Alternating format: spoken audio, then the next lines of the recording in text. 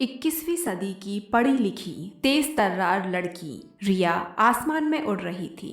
जैसा सोच रखा था वैसा ही ससुराल पाया था। सुखी, संपन्न और सबसे महत्वपूर्ण, घर के सारे लोग पढ़े लिखे थे। रिया का मानना था कि पढ़े लिखे लोगों से तालमेल बिठाना सहज हो जाता है, मानसिक तकरार नहीं होता और जिंदगी आसान बन जाती है। ससुर जी नामी वकील हैं, सासू जी एमकॉम तक पढ़ी हैं और बहुत ही बड़ी समाज सेविका हैं। देवर एमसीए की पढ़ाई कर रहा है और ननद फैशन डिजाइनर है। पति आरव एमबीए तक पढ़ा हुआ बहुत बड़ी कंपनी में मैनेजर है। सगाई और शादी के बीच ज्यादा समय नहीं था तो रिया ने ससुराल देखा नहीं था। बस वीडियो पर आरव ने घर दिखा दिया था। बढ़िया शानदार बंगलो था। सगाई के बाद 2 महीने में ही शादी हो गई तो ससुराल वालों से ज्यादा जान पहचान का मौका नहीं मिला रिया को।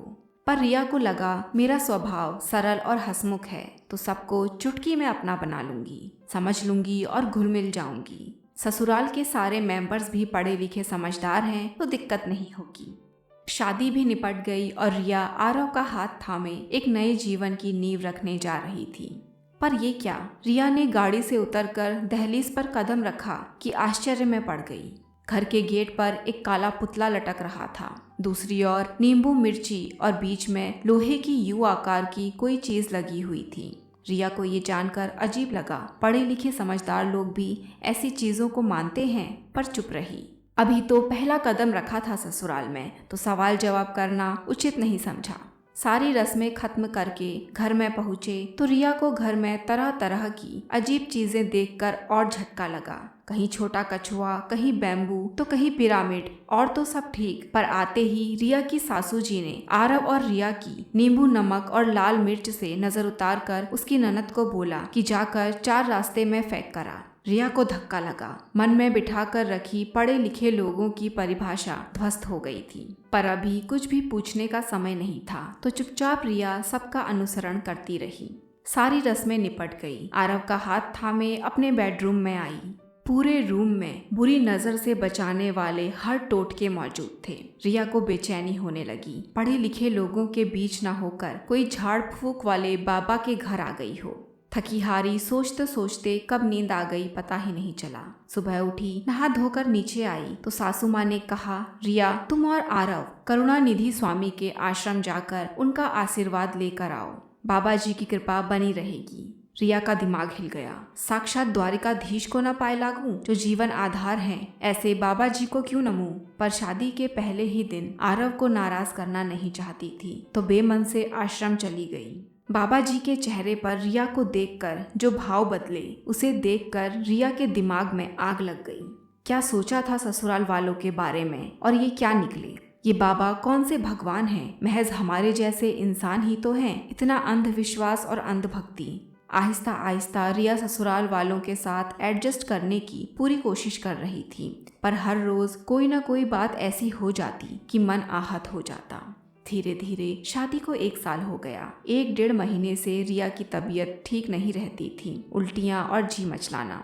डॉक्टर को दिखाने पर पता चला रिया माँ बनने वाली है। आज घर में कितनी खुशी का माहौल था।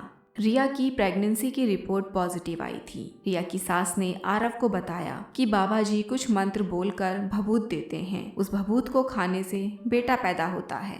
पहले तो आरव भड़का कि ये सब अंधविश्वास है, मैं नहीं मानता, पर माँ के रोज रोज के दबाव ने और कुछ बेटे की चाह की भीतरी लालसा ने उकसाया। रिया मेहरबानी करके मान जाओ ना, माँ का दिल रख लो। सुनो, मुझे बेटे की चाह नहीं है, बस माँ की खुशी के लिए चलते हैं ना बाबा के पास।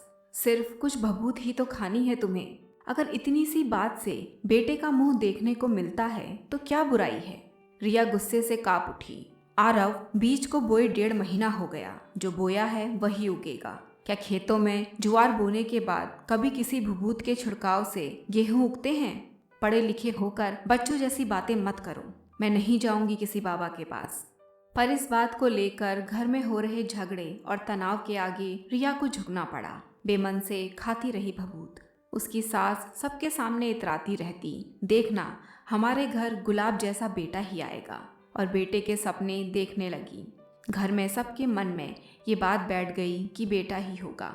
इतने में 9 महीने बीत गए और एक काली बरसाती रात में रिया को दर्द उठा और अस्पताल ले जाना पड़ा। बाहर सब बेटे की प्रतीक्षा में बैठे थे कि अभी खुशखबरी आएगी। रिया की सास ने नर्स को बोला, जल्दी से मेरे गुलाब जैसे पोते को ले आना मेरी गोद में। बारिश का मौसम था, बिजली जोर से कड़की और नर्स ने आकर एक और बिजली गिराई। माताजी, गुलाब नहीं, जूही खिली है आपके आंगन में। सबके दिल बैठ गए कि ये क्या हो गया। आरव ने जैसे तैसे दिल बहलाया और बोला, कोई बात नहीं, बेटी तो लक्ष्मी का रूप होती है।